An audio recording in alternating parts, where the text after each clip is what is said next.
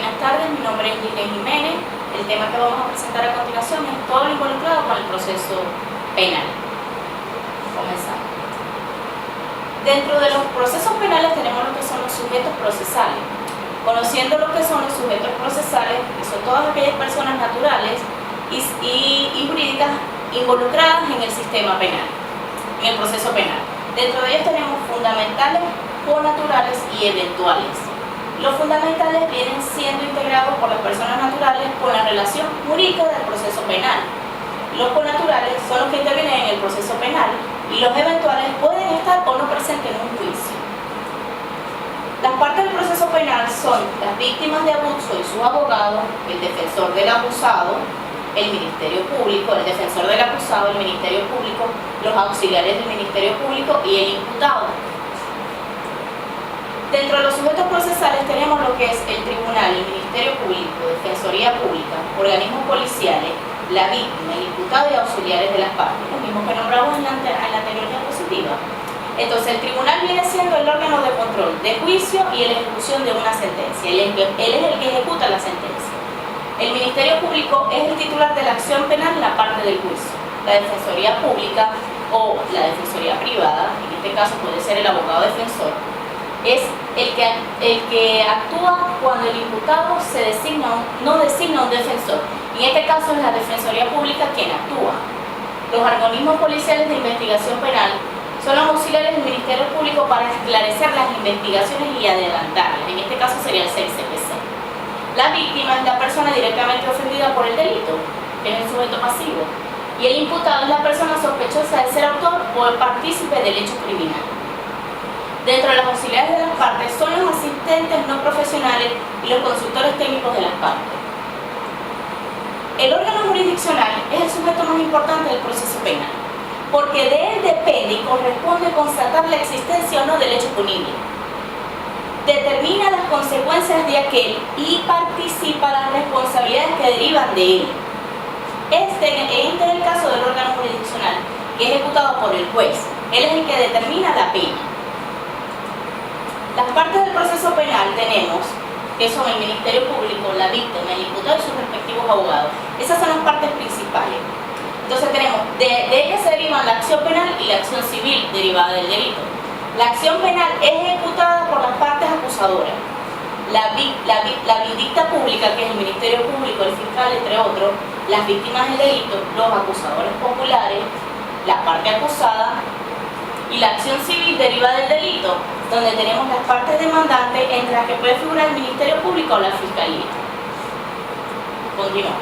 Las partes de los procesales tenemos el fiscal, el acusador y la víctima. Su principal característica del fiscal es proteger el orden jurídico. El acusador es el sujeto activo del delito, es quien comete el delito. Y la víctima es el sujeto pasivo de la infracción, es a quien se le comete el delito. Entre las partes no procesales, pero que forman parte dentro del proceso, tenemos los defensores, los testigos, los peritos y los jueces. Los defensores tienden a proteger el orden jurídico. Los testigos, sujetos activos del delito. Los peritos, sujetos pasivos de la infracción. Y los jueces son los que ejecutan la acción, la pena. El Ministerio Público.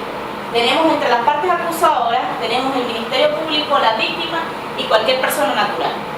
El Ministerio Público es el principal titular de la acción penal, como ya lo hemos dicho anteriormente, y está dividido en Fiscalía General de la República, las direcciones del Ministerio Público, los fiscales superiores por cada jurisdicción judicial y los fiscales del Ministerio Público con competencias en materia penal. La víctima es quien puede ejercer la acción penal mediante la querella, y cualquier persona natural es quien puede ejercer la acción penal mediante querella contra funcionarios o empleados públicos. Tenemos la capacidad procesal. La capacidad procesal viene derivada de las personas que son capaces o no de ejecutar una acción penal, en este caso los ministerios. De ellos se derivan lo que son los fiscales del Ministerio Público, que como individuos son elegidos mediante condiciones que tienen que ser acompañadas por algunas circunstancias o autorizaciones de nivel jerárquico del ministerio. Entre ellas, entre las características podemos tener que el aspirante fiscal debe cumplir con toda una serie de requisitos, tal y como ser venezolano, abogado mayor de 21 años y entre otras que se establezca para particulares cargos del Ministerio Público. Los mismos tienen que ser dados a conocer en una gaceta oficial. Entre la víctima y en una de las otras partes de los procesos penales tenemos lo que son las víctimas y el imputado. Las víctimas son las personas directamente ofendidas por el delito y el imputado, la persona contra quien se dirige la acción penal. En este caso es quien comete el delito, pero no se puede decir que ya cometió el delito sin antes probarlo. Por eso es que tiene la calidad de imputado.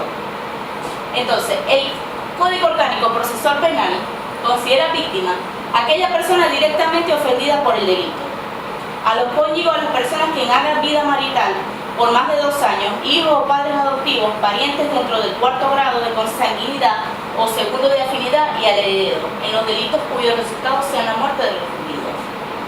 En este caso, la esposa, la mamá del muerto, del ofendido en el caso de que haya la muerte, del que sea ofendido, ejecutado por el imputado. A los socios, accionistas o miembros respecto de los delitos que afectan a una persona jurídica, en este caso una firma de abogado, una empresa. A las asociaciones fundamentales u otros entes.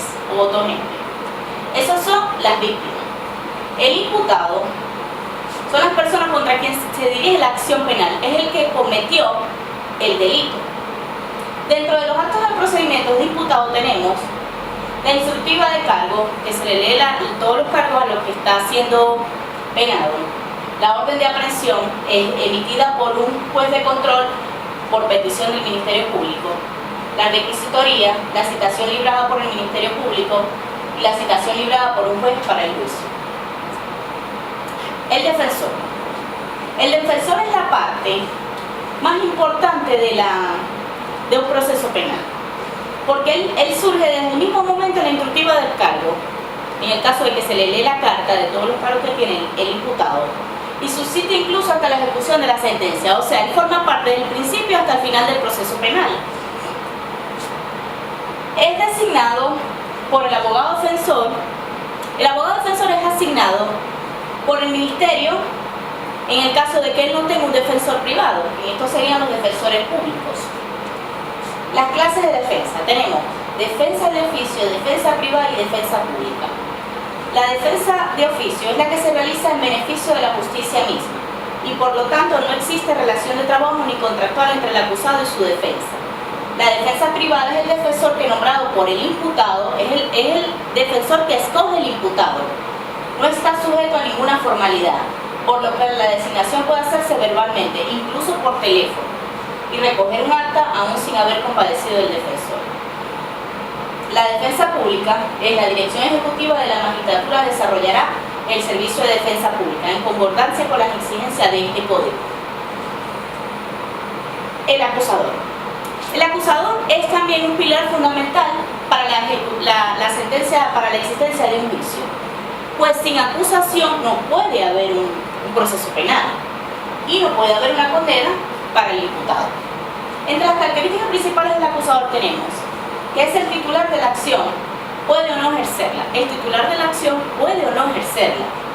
Está en sus manos el poder de solicitar o no el castigo del delito, investigado por la causa. Y de acuerdo a su pericia y rectitud dependerá el conocimiento sucesivo de la acción penal y la suerte de los procesados, en este caso el imputado.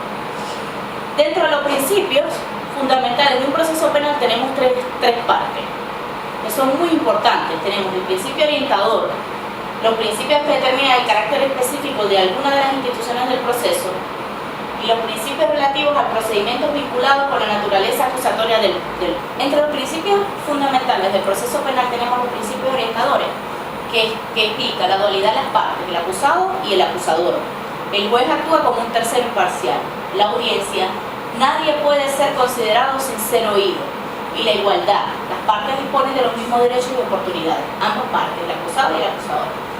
Principios que determinan el carácter específico de algunas de las instituciones del proceso. Entre esos tenemos la oficialidad, la oportunidad y legalidad, valoración de pruebas y prohibición de las reformas imperios.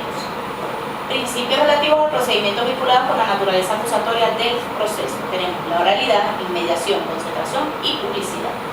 Muchas gracias.